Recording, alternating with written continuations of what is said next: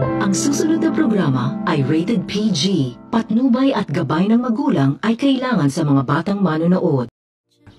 Pag-isipan mo muna to. Totoo bang pupunta ka ng New York? Oo. Sanchay, mabuti dumating ka. Kumbinsihin mo nga siyang wag nang umalis. Unang pasya ko. Pupunta ako ng New York. Bukas ang flight.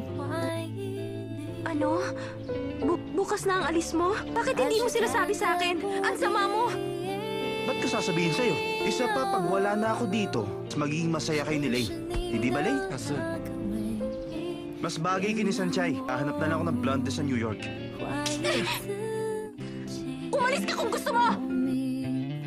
Kahit pa Amerika yun o Africa, wala na akong pakialam sa'yo!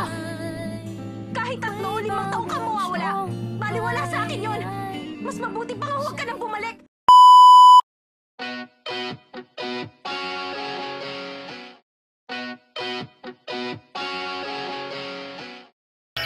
Alam mo bang muntikan nang sumuko ang rose ko?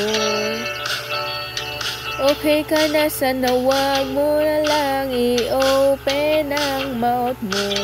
Mukhang delikado na naman ako, mukhang mahihilo na naman ako, dahil hininga mo ay kakaiba. Pag nakatingin sa iyong ngiping puno ng dikit, ngayon kapag nakikita ka na bigli, ako ay uwing-uwi, sana naman ang ngipin mo ay pumuti. Pinagsamang kanal at bagoong pumapasok sa gilong, pwede bang dili ka na lang matok? Ning hindi na kami makahinga, habang ito ay umaga.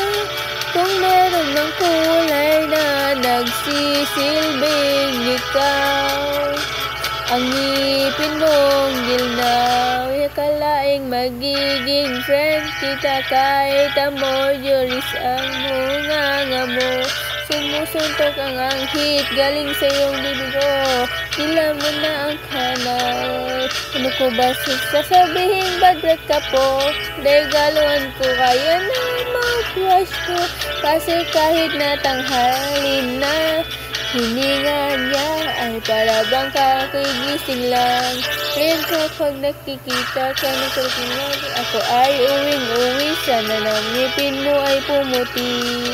Pinagsamang kanal at bagoong pumapasok sa gilong, pwede bang dili ka na lang magtok?